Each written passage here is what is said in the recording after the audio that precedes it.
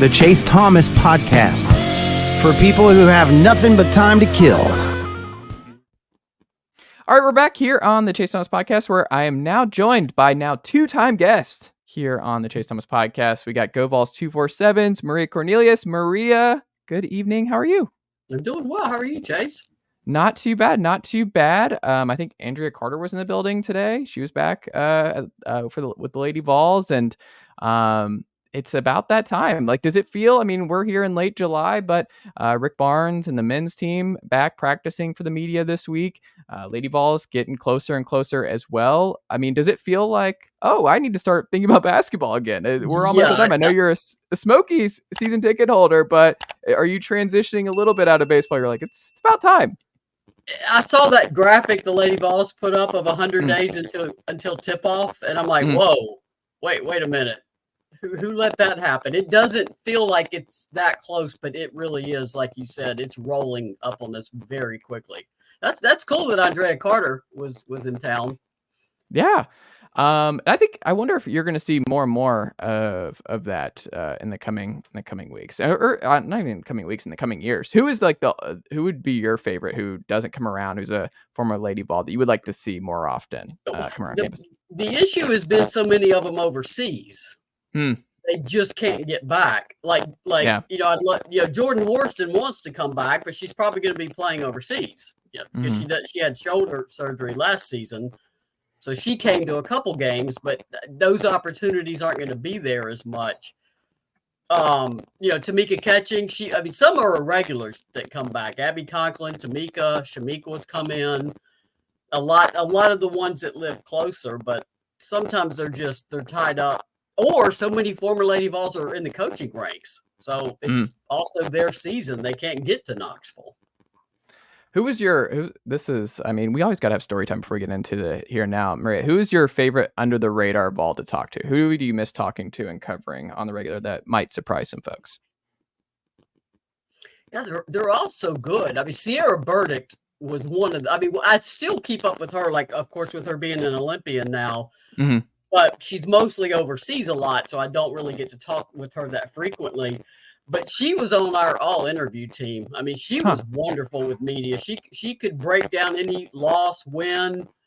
I mean, she was all media in terms of how she could talk about the game. Diamond DeShields was really good, too. I'd love to see. She popped in this past season. I'd like to see Diamond come back a little bit more if she could. I like it. Have you gotten to know Kim a little bit more over the last few months? A little bit. I saw her, of course, at the Booster Club event that she did the first week of July before the big recruiting push to get the coaches are basically on the road in July. So, but that I need to, now that we're starting to ease into that, obviously schedule more interviews with her, get to know the assistants. I mean, you got a brand new staff over there right now, so a lot of new people to get to know. But July is not the time to be trying to get to know them. They are consumed with recruiting. So absolutely, and I'm going to ask you about that this week. I mean, they should be coming off the road very soon if they're not already back. Yeah.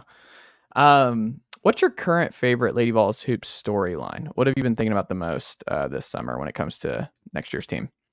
The different style of play and what rotations are going to look like. People always ask me who's going to start. I'm like, I don't know. It would be helpful to see a practice. I don't see how you keep Talasia Cooper off the floor, in my opinion. I mean, I just got to see her practice a little, and wow, that she is good. But I'm not sure how much the starting lineup is going to be. I know players want to start, but if she, is going to rotate players in and out, I mean, the minutes are going to be there. So that's a big storyline, is what's this going to look like? I think this team will be faster and more athletic. The question of the SEC is just so big with post. If Jillian Hollingshed and Lazaria Spearman, both 6'4", are ready to take on a bigger load, the question to me is what's going to happen in the paint. And not that they're not skilled post players, but the SEC is just so big inside and physical inside. And Tamari Key, while she was not as healthy as she could have been, was such a great defender and shot blocker that she changed how opponents attack the paint. And when Tamari wasn't in the game, they attacked the paint a lot more. So you're not going to have that 6'6", 6'7" shot blocker patrolling the paint now. So that's my biggest question. What's it going to look like inside? Do you think Kim Caldwell's style will alleviate a lot of those concerns? Some of it will, but a lot of it will, particularly if you're harassing the other team a lot and you're scoring as quickly as you can. The problem is sometimes, or not problem, but with basketball, sometimes you have to defend in the half court. If you go against a team that has quick athletic guards who are excellent ball handlers, you're not going to slow them down as much as you would a team that could possibly be bothered more by full court pressure. Those guards are going to be able to get the ball down the floor. And then when you have to fall back into a half court defense, what does that look like, particularly inside?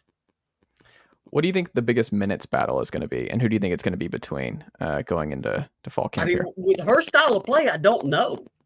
I mean, she's going to play a lot of players. I mean, they added the last one, I think she's 6'2", the forward out of Pitt via Spain, I believe. Rapalucci Iodel, I think is how you said. I want to butcher that, but I think it's Rapalucci Iodel. And I saw where they're giving her, in quotations, it says favor, but I don't know if I'm pronouncing that correctly. But that would be a lot easier for. I was thinking of Brian Rice. He's going to have to get ready. He's going to have to get in shape this season because if they're rotating in and out, he's got to be ready to go, telling us who's in and out on the radio. That's funny. Like a hockey, I've always been amazed at hockey announcers. Like, I just don't think there's anything more difficult than being a hockey announcer because it's just so quick, and you have to be paying so close attention of who's coming in and who's not, and just being ready to go. I couldn't do it. Like, there's not a way. But that's kind of exciting though, right? Is to have this many just new options, and part of it is like it's hard to forecast. So when people are going to ask you this fall, like, oh, who's going to start, who's not? You're like, well, I mean, I need to see what the style is. Like, I kind of need to see. I think it'll be pretty evident early on who fits with this style and who doesn't. Do you think ultimately it's going to be it's going to be a team built around transfers for Kim in this first year, or do you think they're going to play an important role? I mean, you do have returning players. Jules Spear, proven player. Avery Strickland, I mean, she basically lost her sophomore year to concussions. I mean, she gets a concussion 2 days later, she gets another one. I mean, that how concussion protocol is now. There was a Smokies player that was horrible collision in late June in the outfield between it was the first baseman, I think second baseman and right fielder all converging on one of those Bermuda Triangle balls. I mean, he was out cold. They had to bring an ambulance onto the field. He was, he's okay, but he's still not back. And we're a month now. So that kind of concussion, especially her getting two back-to-back, pretty much cost her most of her sophomore year. She is athletic. She was a multi-sport star at Farragut High School. And I'm intrigued to see where I think she will fit into this system. I think it will be a good system for Avery. The transfers, I mean, they're outstanding. I mean, Spencer, Ruby Whitehorn, I mean, she's a tremendous player. So Destiny Wells will be back. Kanaya Boyd, I'm very interested in. I mean, she's a freshman, so you don't want to put pressure on a freshman. That's a lot coming at them. But there's some of the newcomers are definitely going to be ones who could potentially thrive in an up tempo system. Talasia Cooper, I think, will just be outstanding in a system like this. She's so quick. She's one of the quickest players I've ever seen, and she is ultra competitive, particularly on defense. And you don't always get that with skilled offensive players because they're not always that interested in being a good defensive player. But she's somebody that could also become like a Jordan Horston in the WNBA. She's got that kind of skill package. So I'm curious to see how she does. How do you think redshirting will help her? Like just being the program for a little bit and kind of getting her feet wet and grounded. normally you would say she's had a year in the system, but now the whole system changed. I mean, Right. she practiced, against the team and with the team last year, but I mean, everything isn't new to her. You Yeah. got to travel with the team. She was at South Carolina. She brings, even though she hasn't played in a year, a tremendous amount of savvy about the game. And the fact that all of them stayed minus one player is I mean, that's incredible in this day and age of the portal. So I am still telling people to pump the brakes. A first-year coach putting in a new system does not necessarily light things up. Give it time. Let them adjust to it. Let her adjust to them. I mean, I think they'll be competitive, but I just want people to let this team grow. And what you want to do is be playing so much better, once you hit 2025 and you go into postseason. Because it's an adjustment. It was an adjustment in Kelly's first year. Yeah. Just as everything is new and everything is different. But there's a lot of athletes on this team. There are a whole lot of athletes on this team. Well, I think what will be interesting, I guess maybe this is a little bit different than the previous head coaches who've come in here in year one at Tennessee, is that her style is going to blitz and surprise people. I mean, this is not a style that other SEC programs have seen. Like this is different. Yeah, can they play it like Auburn does? Because Auburn gives people fits, but how many wins does that translate into? That's where the offense has to come. She also likes to shoot a lot of threes, so that'll be a good thing to watch too. Who is consistently hitting a three ball? That you will need that to get on the floor too. So. Who stands out to you in terms of like who should be able to light it up from deep this year? I mean, I think Spencer shot pretty well. Talasia Cooper can shoot the three ball. I remember watching the McDonald's All-Star game, and she just was launching behind the arc. Sarah Puckett has established that she can hit. Tess Darby, Edie Darby, we don't really have a big body of work to look at. Avery can, but she was working to improve her shot. Cooper, I don't know if Jillian was trying to add that to her repertoire. I mean, that trail three person who could, who could come back as the defense is trying to scramble. It could be a key person in this, but who of the 3-point shooters create their own shot the best versus having to be set up? Who's the best just individual creator there?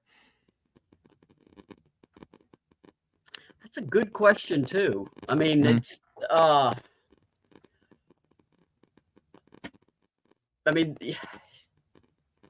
obviously, Rikea could create her shot. She didn't take a lot of threes, but I mean, she was a threat to shoot. I mean, Tess was more of a, trail or, get open. The defense loses her, bam, hit her with a pass, and then catch and shoot motion. Destiny, we didn't get to see much because of her injury. I mean, that's a good – I mean, I really think Cooper could fall in that category too because she's so athletic.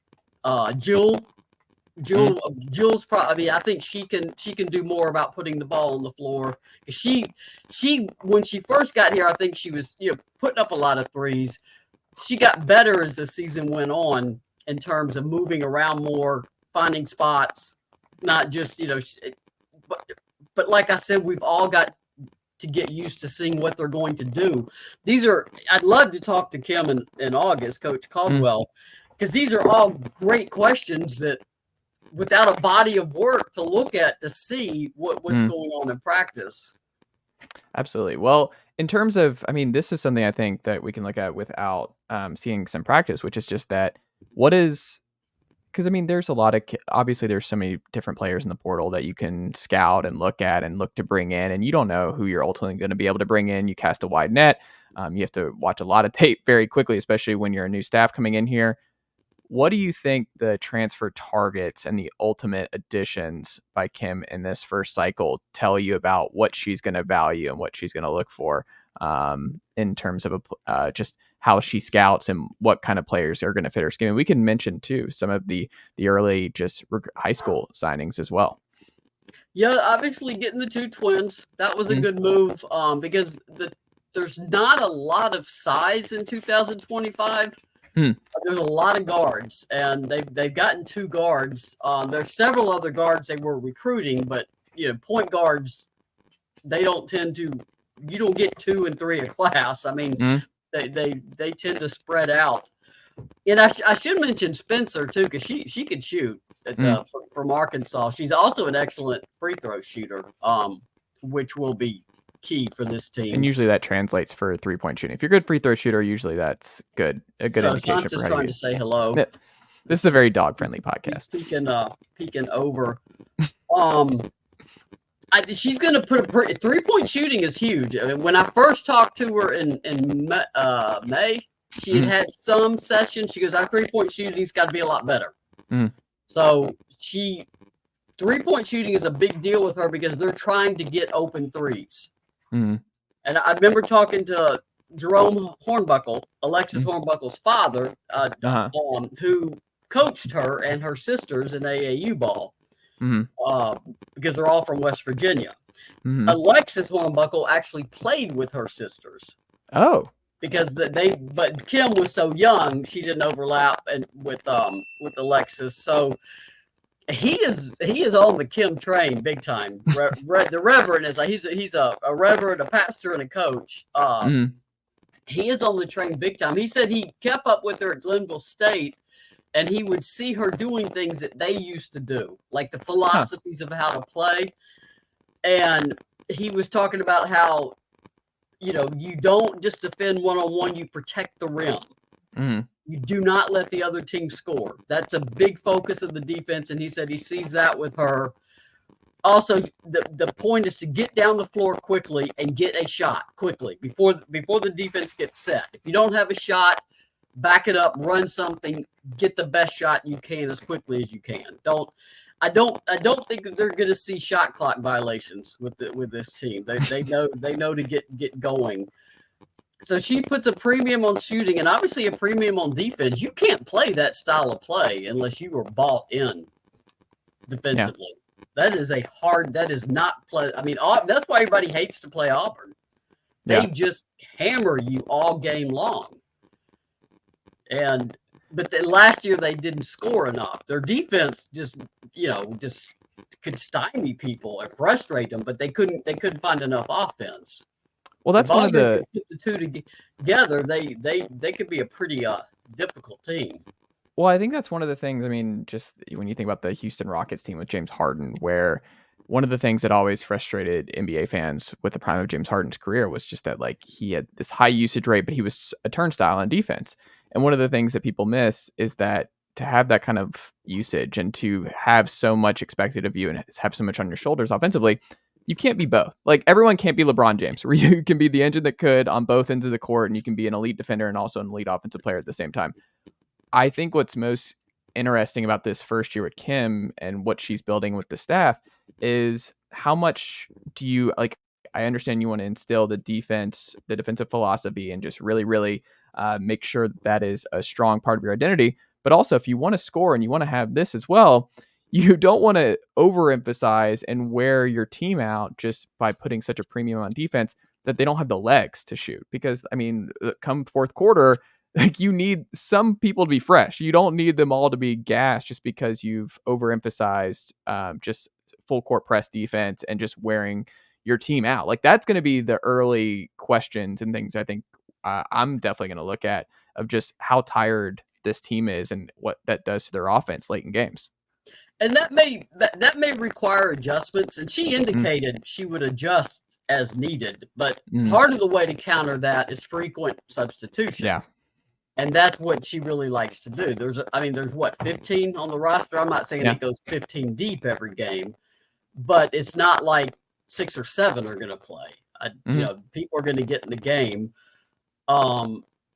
So because you can't ask a team if you have a rotation of 7-8 to press 40 minutes a game and also be able to shoot. Now, her big emphasis is getting in shape. I mean, I think it's been an eye-opening experience about what she considers getting in shape for a lot of players. So, and they have all summer, and I mean, so that'll be key. You know, who's prepared to physically endure this pace, and then the most. I mean, the biggest thing of all, injuries.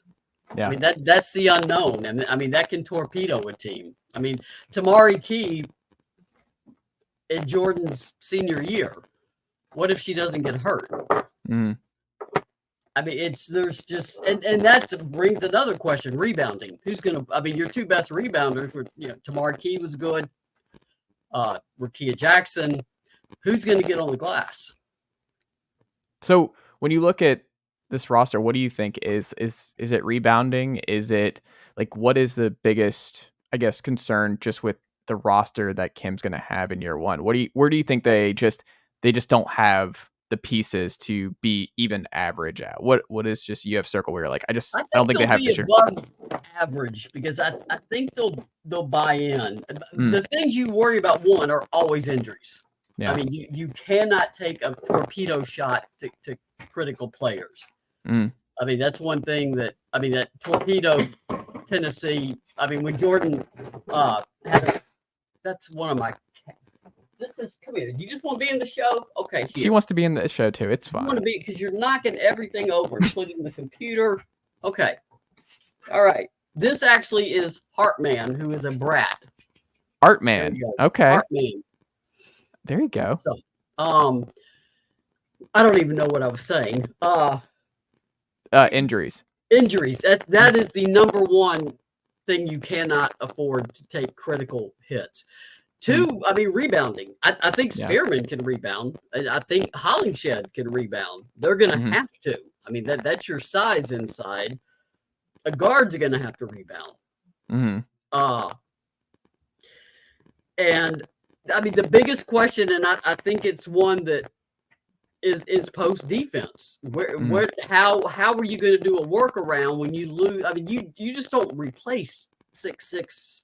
I think she's 6'7", but in the paint, because even if her stat line wasn't high in a game, she created so many. I used to call them U-turns. They're headed to the paint. They see her and they U-turn right out of there. You get the shot clock going longer. You can't find the shot you want. So post defense is a big one. Now, if you can accelerate the pace and score at a good clip, I mean, it's going to be fast paced. It could be high scoring games, but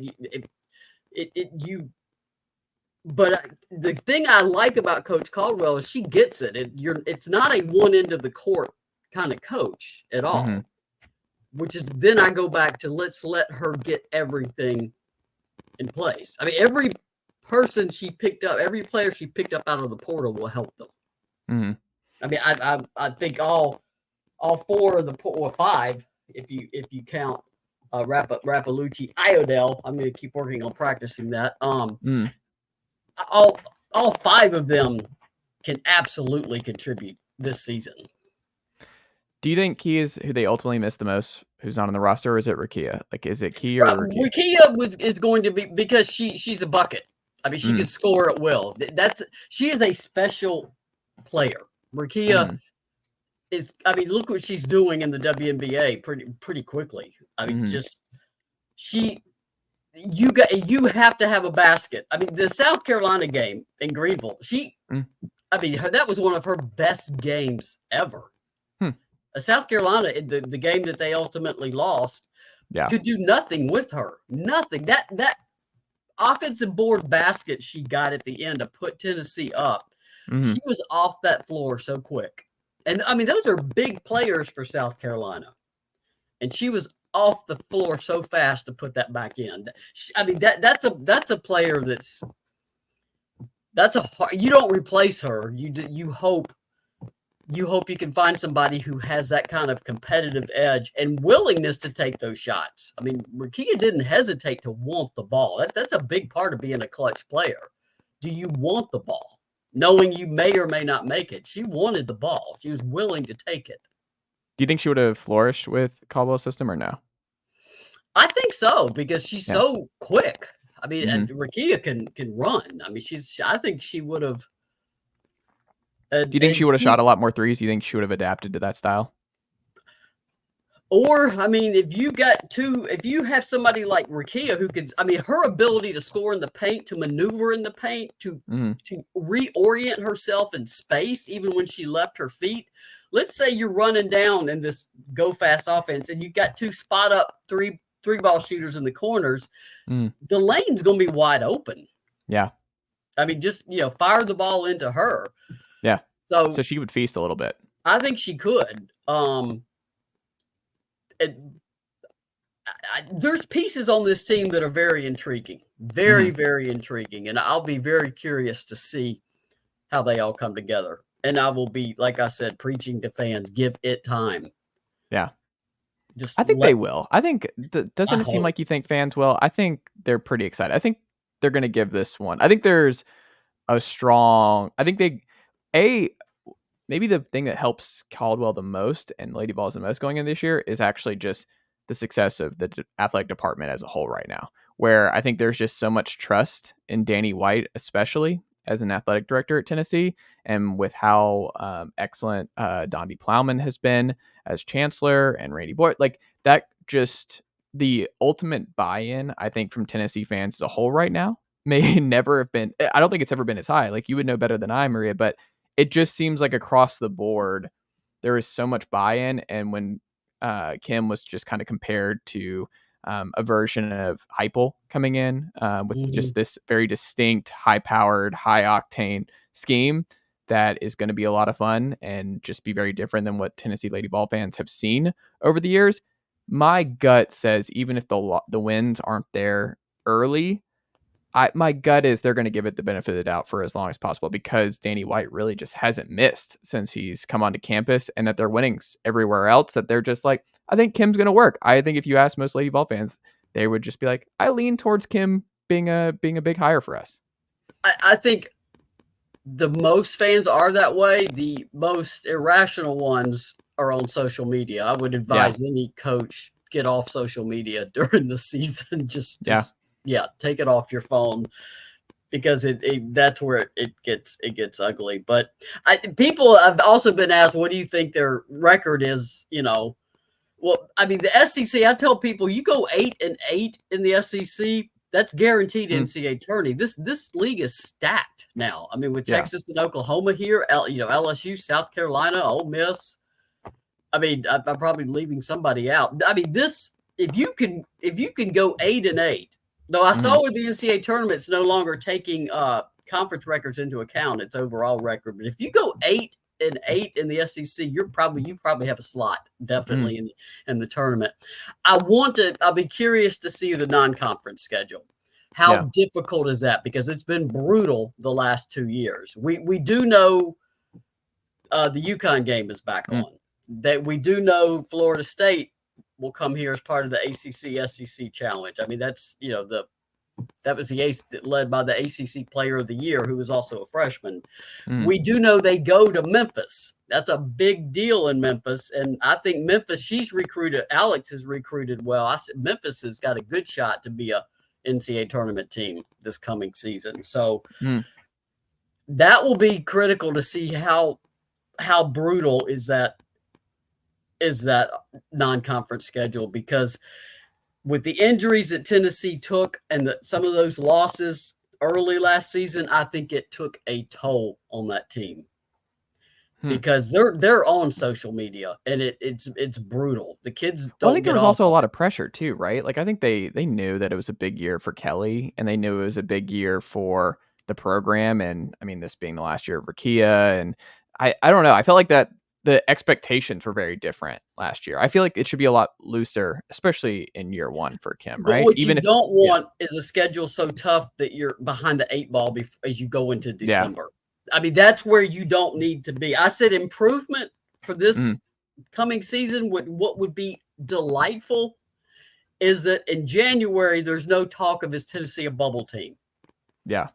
just that kind of talk will be so good for this team because it just, Tennessee's a big draw. I mean, I kept telling people Tennessee will be in the tournament. I was telling people that in January. I said, this is just for clicks and engagement. Quit paying so much attention to it, but you can't reason with them. And sure enough, I was telling them what I thought the seed would be, and lo and behold, that's what it was.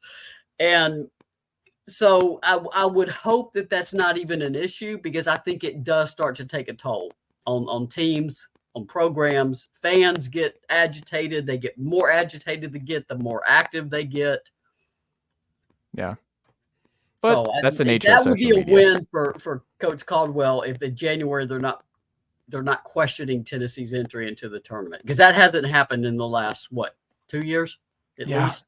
Yeah. I mean, my gut is I don't think that's going to be an issue. I'm pretty optimistic. I think it's going to be, and then obviously I think it's going to be transfer. It's not a super young team. There's a lot of proven commodities still there. I don't know. I'm still bullish on. I would be surprised if Tennessee's not a tournament team next year. I feel, after talking to her, after watching some clips like they put online, after listening to some of the players sort of keeping up with what they're saying, I am optimistic about this season. I'm not saying they're going to win the SEC. I mean, but I am optimistic about how well this team can compete. I think they will. Absolutely. Maria, what can the good folks check out from you over at GoVols247 this week? Well, now that it's 100 days to tip off, I've really got to get cranked back up. So I and start breaking down recruiting. I mean, I know which players have said in 2025 that they've been offered, but there's a whole lot of guards on that list. So you can't, with you've already signing the Paldo twins, who just seem like a dynamic pair.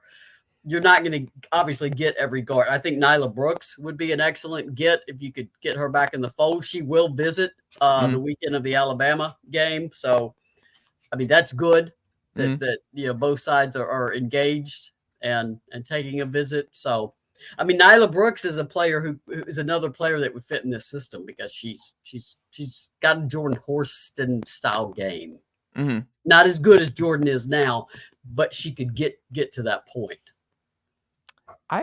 Hey, these are all positive. We're going to stay positive on this podcast, Maria, and also on GoVols247. Stay positive about everything. Like it's good, and it's an exciting time, and it's also just going to be very different. I think I would just more than anything encourage folks to read Maria's coverage as we get ready for another Lady Vols basketball season, but also be optimistic about, hey, things are really good. Let the battered Vols syndrome stuff go, because things across the board are really, really strong, and it's a good bet. Just go in optimistic. And even if there's some early struggles, just go in optimistic that this whole administration deserves the benefit of the doubt with Kim Caldwell and company. And let's go football, because if they're in a good mood with football, it trickles. Yes. And that, I mean, the SEC in football is utterly brutal. Well, I think there's also more it's more synonymous now with the styles with Barnes and Kim. I think they could give each other notes on defense first mentality and just kind of what Barnes is going to do. Because I think this upcoming Tennessee men's team is going to be probably the fastest in the Barnes era with Sakai and company. I think they're going to be flying up and down. They have so many just shooters, and kind of like what you talked about with how they're going to operate with the Lady Vols. I think there's going to be actually some similarities between how both sides play this fall, which is a lot of fun. It's going to be kind of fun if there's a similar structure and beat to those games. And I think fans will like that if that's how it turns out. One shout out too for August 10th at Smoky Stadium. It is the Paint the Park pink game for breast cancer awareness. The players will be in pink jerseys. I've seen them. They're awesome, but I'm not allowed to say what they look like yet, because the Smokies have to put that out. UT has been excellent about, we have a silent auction item. I'm with Making Strides Against Breast Cancer, so I'll be on the concourse the entire time with our silent auction, and 100% of the benefits go to Making Strides. And Rick Barnes and Kim Caldwell signed a basketball. Kim Caldwell signed a pink basketball. Tony Vitello signed a baseball, and Karen Weekly has signed a softball. So shout out to those coaches for willingly helping us with that auction. So if you want to get tickets, go to smokiesbaseball.com. Come on out to the ballpark on Saturday, August 10th, and wear your best pink. Or there you go. I love it. Maria, thank you so much for the time, and we'll have to check back in again soon. All right. Thank you, Chase. Nicely done, nephew. the Chase Thomas Podcast. Hell yeah.